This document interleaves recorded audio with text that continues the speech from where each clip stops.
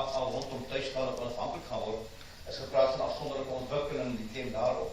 Maar die ANC het ook iets die saak om terug te gaan na apartheid toe. Het dilemma daarmee saam is, dat ons sit met 'n nuwe geslag, wat ek gister ook daaroor gevraag, wat Corné Waterreik, die wat 31 jaar oud is nou, was omtrent in 1990, waar ook al net begin weet wat aangaan. So ons 'n groot klomp jong mense, 'n groot klomp stemmers, wat in hierdie wêreld, in hierdie terminologie groot geword het. Kom ons vat nou maar 16 Junie, ek sien die Springbok het nou krans gelê, Hector Pietersen, dis polities korrek om dit te doen.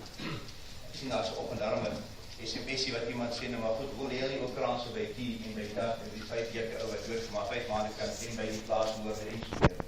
As jy dan nou wil, politiek betrokke raak. Ek sê verkies jy nie politiek betrokke raak nie. Speel rugby, los dit uit.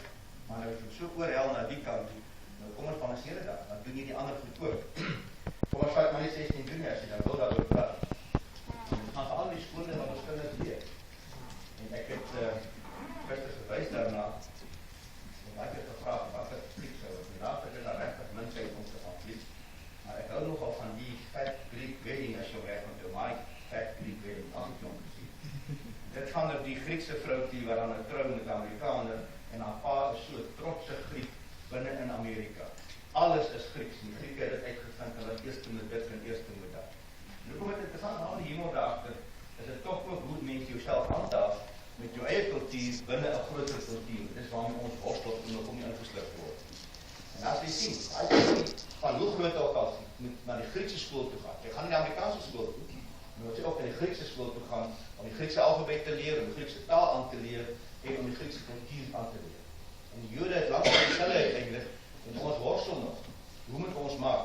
Aan die een kant is die skole besig om ons kinders so te doen. Ons het eie skole, TVO skole, Oranje het 'n paar interessante eksperimente met skole wat kan werk. Maar ons het nog nie daar gesê om op 'n finansiële wyse slaag ons nie. Baie van arme mense kan nie na die privaat skool toe gaan of skool toe gaan en dan val ons gemiddeld weer met hierdie geskiedenis. En ek het gedink ons moet miskien dis om 'n voetnota begin dink aan wat watter mate ons kinders iets nie moet verloor nie deur hierdie soort van miskien op 'n Woensdagmiddag of 'n Vrydag gou by die Afrikaanse skole gedraai maak net om seker te maak jy is nog 'n koers. Ek weet die jeug het op 'n stadium toere gereël na slagvelde toe of na monumente toe, want jy sal verbaas wees dat ek ken die geskiedenis nie. Ek ervaar hulle weet nie eens meer wie se dit Klerk nie, wat nog op die woord praat of Anglo-Boereoorlog of waar. Op ons vat net 16 Junie toeriste vandag daaroor dat die dag is. Wat sê die huidige weergawe daarvan? Weergawe sê swart kinders in Soweto is geforseer om deur middel van Afrikaans te leer. Hulle het nie daarvan gehou nie, hulle het opvang gekom en uiteindelik het hulle vreedsame optog gereël, 7 skole het bymekaar gekom op 10.000 leerlinge. Hulle betoog teen Afrikaans omdat dit onbillik is en die polisie het sommer geskiet op hulle en Hector Pietersen doodgeskiet en dan is daar 'n monument en so weer. Dis die geskiedenis van wat die kinders sal sê dis die feite. Dan sê kranse en aanslag. Dis soos altyd gedeelte van, maar te wille van balans en ek is nie daarom te verduidelik nie. Ek was daai tyd jong en baie van u was nie gebore gewees nie. Wat sê die feite soos ek het in 'n meer gebalanseerde geskiedenis, want jy moet elkeen van daai goed vat om die balans te kry aan die ander kant toe, die ANC kies net die een kant. Die feite is daar was griewe, sonder twyfel. Hulle het gekla oor amptenare wat sleg opgetree het teenoor skoolkinders en individuele amptenare. Daar was griewe oor burgerregte het hulle geargumenteer daarmee saam. Interessant, hulle was kwaad oor die borrelskoor wat alcohol verkoop het, dat hulle paas alcohol gebruik het en misbruik het in afval. En so was er 'n reeks van en dan was Afrikaans een van die griewe. Die verslag agterna sê wys dat die wit studente van Wits het die vorige week ingegaan Soweto toe en vergaderings met van die jong mense gehou. Saam met die Black People's Convention en saam met die South African Students Movement om te praat oor wat hulle gaan doen.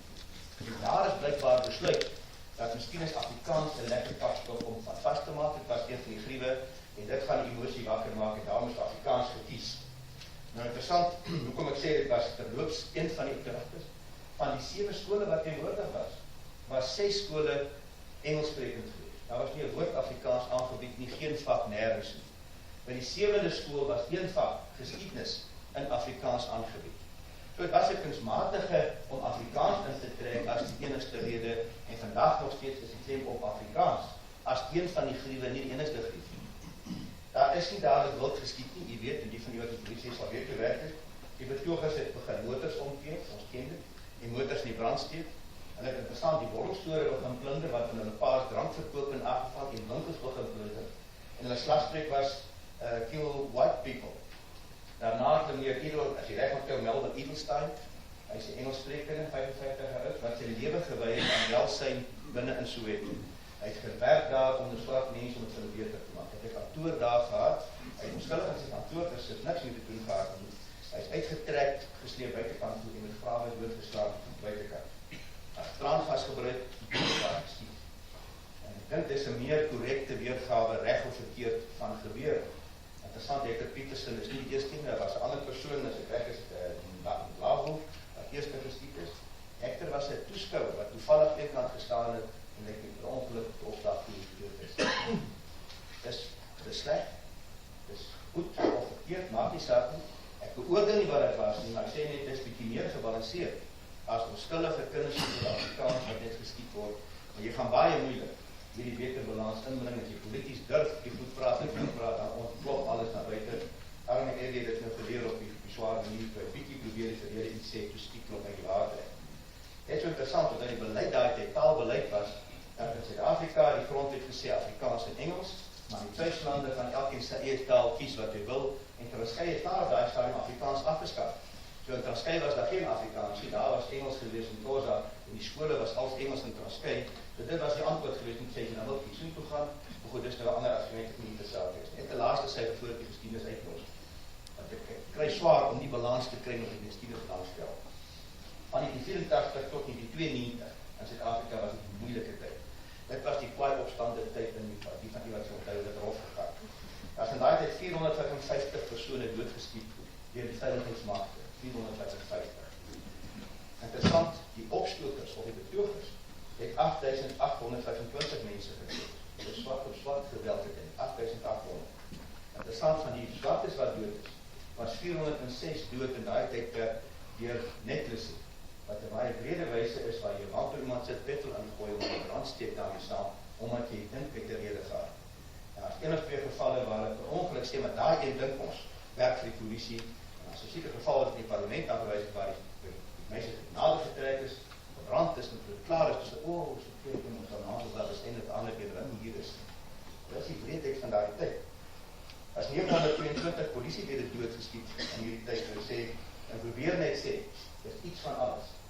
Ek was gewees, Piet was saam gewees by die kranslegging by die muur, die Voortrek monument, waar ons dan herdenk elke jaar die mense wat dood is in die stryd van Angola. En vir die eerste keer kon ons slaag die minister van verdediging daar gekry. Ek het as die president opgenooi, maar hy het nie gekom in die klant nie, maar die minister van verdediging Pretoria en Sesulu was daar. En interessant, ek het daar loop, so was aangedaan. En wat gebeur hier voorraad? Die voorraad is die muur van mense wat dood is in die grensoorlog. Of jy saamgestem het of nie, daarmee is nie te saak nie. Jy stap 'n ma in en dan lê 'n krans neer vir 'n seun wat dood is. Hier is 'n familie wat 2 seuns verloor het. Hier is 'n familie wat 'n pa en 'n seun verloor het. Ek het agterna gesê, die eerste keer het sy besef, maar hier binne 2 kante. Dis nie net een kant en een kant en al die goed nie. Hierdie kant is ook mense wat gelei het. Ek praat oor die minute van die oorlog, reg of verkeerd nie, maar dis ook mense wat gelei het. En ek het sê, ondernemers het gaan help, hooplik as finansiële bydrae maak, maar ek wil weer net sê, dis pogings om meer balans te kry, en nie net propaganda gewys aan te wys nie, ek te misbruik nie. Ek word daar net van my hart afgekom tot 16 minuten. Ek gaan net oor 2 goedjies praat. Ek wil praat, ek het verlede week gevra om die Kaapse persklap toe te spreek. Hulle wil gehad, ek moet praat oor die grondwet en grondhervorming en oor die waardes in Suid-Afrika breedweg en hoe sien ek dit voordoen. En ek gaan net 2-3 goed waaroor ek gepraat het. Ek het begin deur te sê, jy sal dalk onthou wat lankal is, Samuel Huntington was die groot bron wat almal aangehaal het hier in die 80, 90er jare. Hy is 'n interessante skrywer wat geskryf oor kultuur met verskille en sy in artikel wat baie opslag maak het, is of Civilizations. Dit is ook aan hierdie baie interessant, waar hy voorspel waar gaan die konflikte in die toekoms wees, na die Koue Oorlog verby is. Want die konflikte was tussen Oos en Wes, communist en nie communist nie, sê hy, nou is daar different civilizations, en daarmee bedoel hy in 'n kultuurgroeperinge, wat verskillende stelle waardes het, en waar die kultuurgroepe aan mekaar raak, daar voorspel hy gaan die brandpunte wees. Hy onderskei 10 groeperinge, en hy wys die brandpunte aan, en hy tref sy dit akkuraat op nou toe. Interessant dat hy sê, eintlik hy onderskryf, hoe verskil dan hierdie verskil, hy met beskawings as jy wil, van mekaar, hy sê ons het verskillende geskiedenisbeskouwings, Ons verskillende tale, verskillende kulture, verskillende tradisies, verskillende godsdienst, en dit maak ons wat ons is. En ek argumenteerde in sy terme, en ek kom maar weer uit by ons beleid aan die einde, al moet ek het in sy terme doen. En dan gaan hy verder en hy sê, omdat ons verskillende waardestelsels het, lei dit tot verskillende sienings. Oor, bijvoorbeeld, die verhouding tussen God en mens, sien ons het verskillend afhangende van wat jou vertrekpunt. Ons sien die verhouding tussen individu en die groep verskillend, of ek hier vanaf kyk op daai kant. Die verhouding tussen staat en sy burgers sien ons verskillend. Die verhouding tussen ouers en kinders is verskillend. Die verhouding tussen man en vrou is verskillend afhangende van wat die kultuurstandpunt of waardestandpunt jy kry. En het maak ook dat ons verskillend sienings het oor die regte van mense, oor die verantwoordelikhede, die vryheid van mense teenoor gesag, gelykheid of is daar hiërargie met 'n koning en 'n hoofman en 'n opperman of wat ook al. En hy sê uiteindelik het mense verskillende waardes en dit het die risiko van botsings. Dit ek is as 'n teorie gebruik en dan sê ek, kom ons kyk in Suid-Afrika. Sonder twyfel het ons al daardie goed hier teenwoordig. En as jy dan probeer sin maak in die laaste 3 maande se debatte, die gronddebat rondom waar ek gesê het, dis nie korrek die geskiedenis nie, ons sien grond so, het reg op grond, eienaarskap en so meer. Die debat rondom die skildery, wat ter eerste debat was, nie weet daarmee saam. En ek kan nog 'n paar voorbeelde noem. En as jy het mooi van ontleed, eindig jy elke slag daarby, dat ons kyk uit verskillende oogpunte, omdat ons verskillende waarskynlik stel waardes het, as jy dan moet Huntington se taal gebruik. Ons vat grond. Ons sê, privaat grond is belangrik, ek het grondrecht, ek besit daarop, en dan gaan ek die banksekuriteit kry, dan boer ek en so. En aan die ander kant was daar lang argumente om te sê, in Afrika se nêrens is privaat grond besit nie. Dit behoort aan die hoofman, of aan die staat as jy dan wil, as hy die regering is, en hy kan jou toelaat of nie toelaat nie, en as hy totale andersiening, wat dikwels maak dat ons van mekaar misverstaan of totaal verskillend reageer. Dat is baie interessant, toe die hofsaak kom oor die skildery, toe argumenteer die advokate wat sê, moet bly hang daarvoor, dat die ding beeld uit in waarheid, en dit is eintlik 'n bietjie humor en sarkasme, en dit versuit die president is 'n vrouejagter, en omdat hy 'n vrouejagter is dit geregverdig dat hy so uitgebeeld word, en daarom moet voortgaan. Voor die president se advokaat, wat is hulle argument? Die president word aangetast in sy eer, want hy is nie 'n vrouejagter nie, en die ding stel hom voor as 'n vrouejagter. Dit kan nie altyd waar wees, maar dit is 2 stelle waardes. En jy moet hulle vra, hoe kan jy dit beweer? Dan sê hulle maar onthou, hy het 4 vroue, maar dit is wettig, volgens die wet. En hy was aangekla van ontucht, van verkrachting, maar hy is onskuldig bevind. Ja, maar wat van die kind in so wet? Jy sê, maar dit is volwassenes wat met mekaar ooreenkom gekom het, en hy het ons betaal vir die kind in elk geval, dit is die reels van die Zulu kultuur, en hy het betaal, anders as ander swartmans, wat weghardloop, en nie wil instaan nie, en nie betaal nie, so jy tas sy eer aan, as 'n eerbiedwaardige man, binne daai waardestelsel. Jy verstaan, waarmee werk ons nie, verskillende wêrelde, wat verskillend kyk, wat vir my totaal onlogisch is, en absoluut logisch van daai kant af. Daarvan ek sê ek, en ek voorstel ek, gaan die grondwet van Suid-Afrika al meer onder druk op. EW se grondwet wat hy so trots op is, en die dag daar waar ek gepraat het, was die hele EW die klein stigting daar, alwe EW self, duisduur en al net te kom kyk, of ek nie iets hele die grondwet sê nie, want hulle taak is om EW se legacy te beskerm en die grondwet te beskerm, in die aard van die saak. Hoekom? Omdat die grondwet sê, is onderhandel deur die Nasionale Party aan die een kant en die ANC aan die ander kant hoofsaaklik. Wat sê die teorie van die grondwet? Grondwet moet uiteindelik die meerderheid mense se waardes bewoord, dis die teorie. So as jy in Amerika kom, sê die Amerikaanse grondwet behoort 60-70% soos die meerderheid Amerikaners voel. Hulle values, as jy wil, moet vasgeskryf word in die grondwet en dan werk die grondwet verteenwoordig hoe ons dink oor saak. As jy in Duitsland kom, daai grondwet, waarskynlik 80-90% die Duitsers stem saam, dit verteenwoordig hulle manier van dink. So as 'n grondwet hier wil geldig wees, behoort dit dieselfde te wees. En ek sê vir ons grondwet is nie so. Hy is opgestel deur die NP en die ANC, maar die NP het gekom dan vanaf hulle wêreld, westers, liberaal, demokraties, noem dit wat jy wil, en daar het sekere waardes ingebou en weet hoe dat die grondwet pragtig word vir die oogpunt. Aan die ander kant het die ANC gesit, maar dis die ANC van 1993. En ons was daar wat hier sit in die onderhandeling, ek het in aksie gesien. En ek sê vir jy, dis 'n ander ANC as vandag se ANC. En daardie ANC het die exiles die dominante rol gespeel. Hulle wat 30 jaar in die buiteland was. Professor Kader Asmal was die groot professor en kundige is in staatsreg, wat is die professoraat in? Hy is die kundige die goed gaan na hom toe as ons het klaar opgestel die voor, kyk hy uit daai oogpunt. Maar hy was 30 jaar in Ierland waar hy dit geleer het. Thabo Mbeki is eintlik van 'n swart Engelsman. Paul Jordan, Amerika gestudeer, en hulle kom uit daardie wêreld uit, en hulle maak ooreenkoms met die Nasionale Party, en dis die grondwet, en almal sê dis baie mooi. Maar gaan kyk maar, vergelyk ons grondwet met ander grondwette in Afrika, en hy is totaal, hy pas ons, maar dit is nader aan ons waardes as aan Afrika waardes. Maar Afrika is doodstraf in, geyregte is uit, en jy kan maar 'n lysie gaan maak van Afrika waardes, hoe dit in Afrika lyk, met ons grondwet dan nou anders is.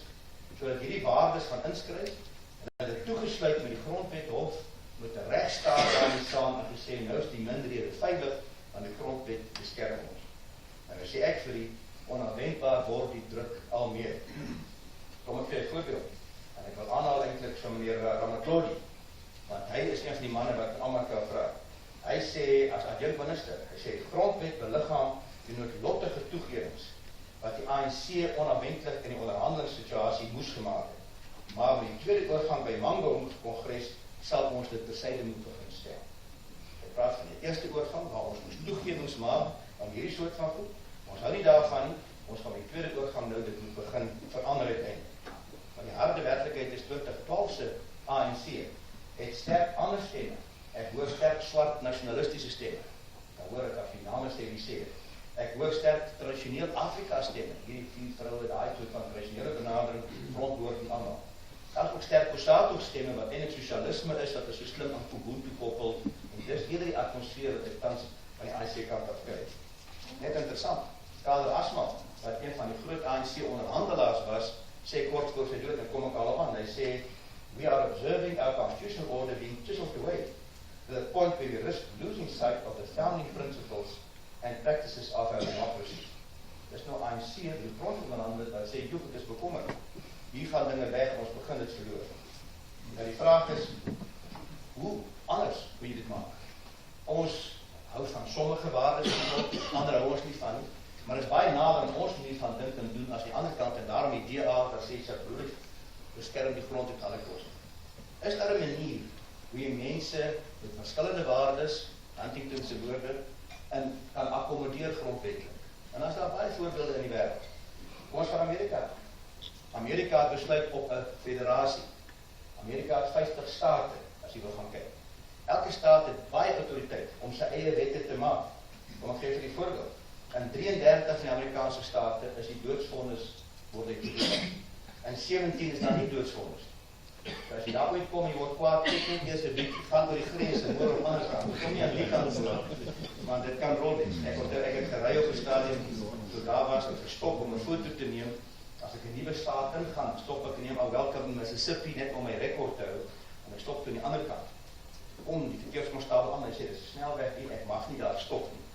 Maar ek kan my nie 'n kaartjie gee nie, maar ek staan 5 tree, ander kant die grens, hy is nog van Ohio, die kant dat ek in Mississippi, en sê maar net, ek kan my nie boete gee.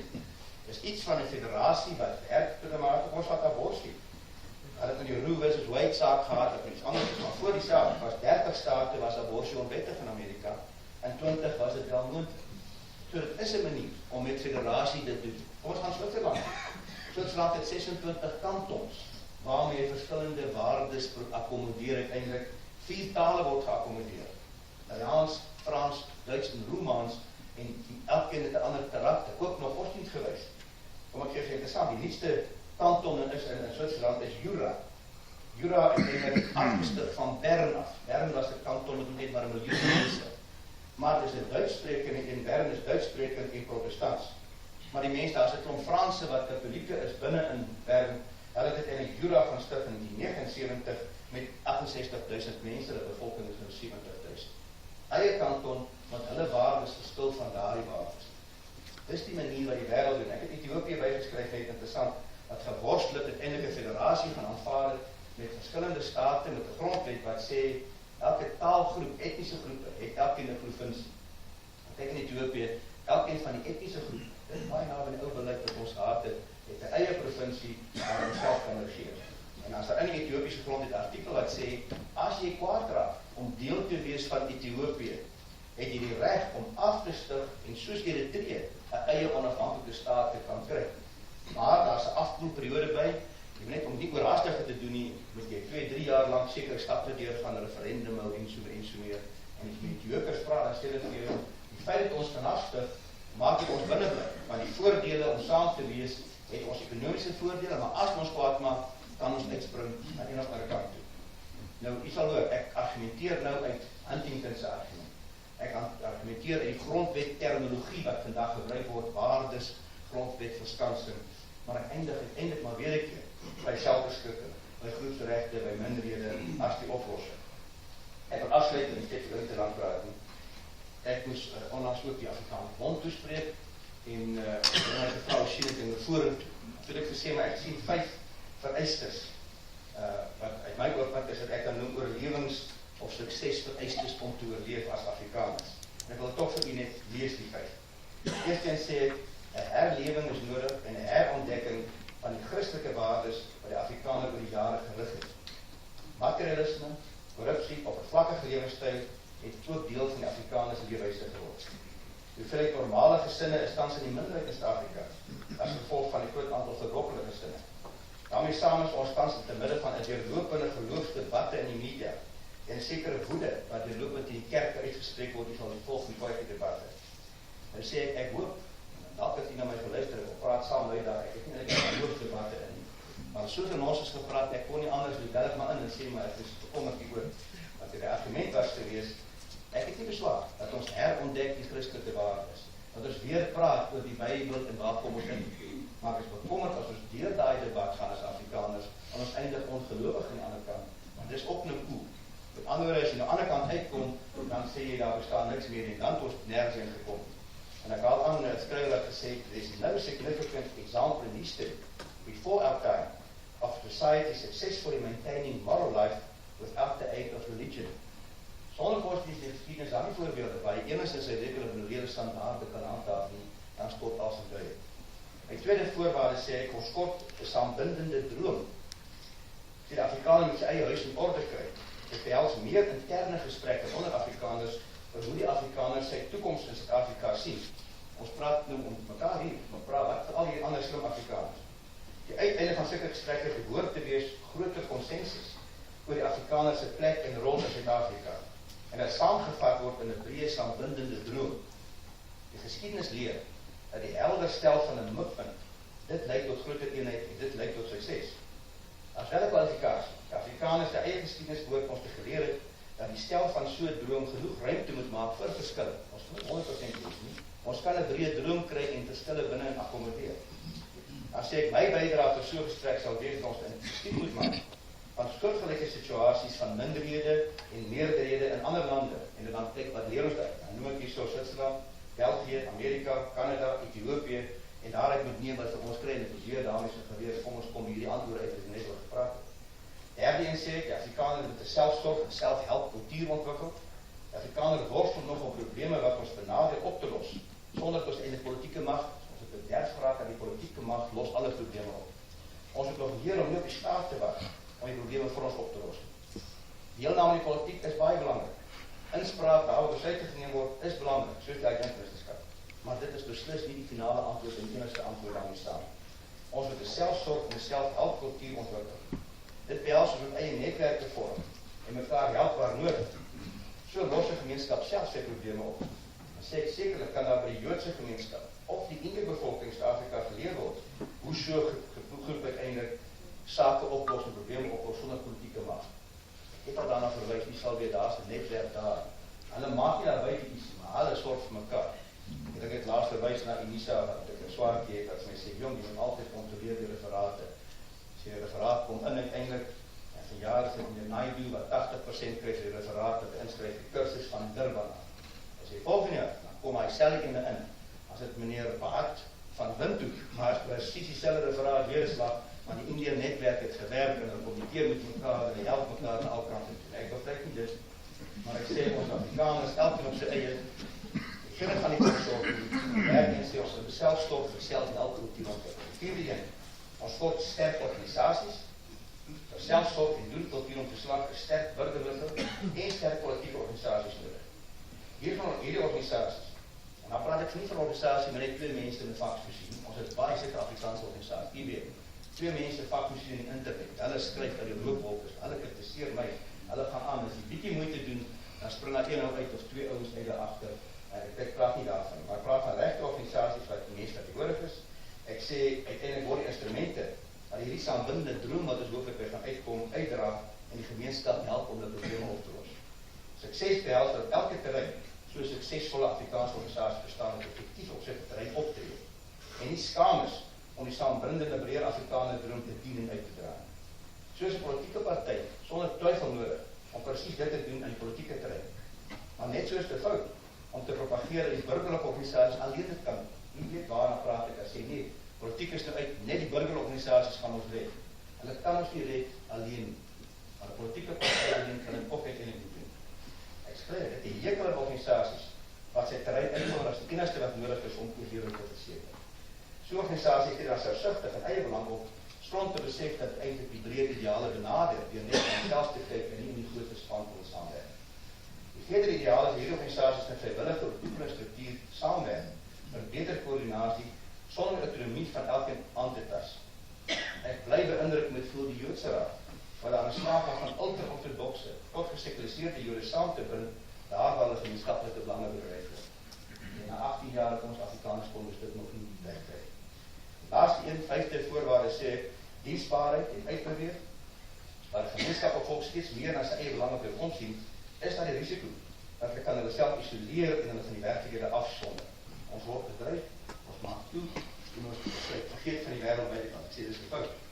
As jy voortbestaan bedryf word jy energie outomaties gaan binne gebruik om oorlewing te verseker. Verstaan nie. Dan is uitbeweeg en liefste. Daarom leer die geskiedenis dat volk dit net kan doen as hy uit 'n veilige basis kan werk, waar sy eie voortbestaan nie bedreig word. As dit verseker is, die Afrikaner genoeg selfvertroue hier om uit te beweeg en in Suid-Afrika en in Afrika rol te speel. Jy kan nie van verwag om oral 'n rol te speel as jy hier bedreig word. Maar as jy veilig voel binne hierdie situasie, gaan ons 'n rol kan speel. Daarom sê ek, maak jy seker van die glo in die Afrikaanse fondament van waardes en bestaansredes, en weet dan met krag uit vanuit 'n veilige basis die speel 'n rol ooralste. Isolasie gaan ons nie red. Dit was vir die ander bondmanne bedryf. Maar ek voel toch sterk, dit geld vir ons allemaal en as 5 voorwaarden, daar is waarskynlik nog heel wat meer wees van byvoeg. Maar het kan help dat ons begin beweeg na oorlewing. Want as jy ons geskiedenis gaan kyk, het ons altyd hoogtepunte en laagtepunte.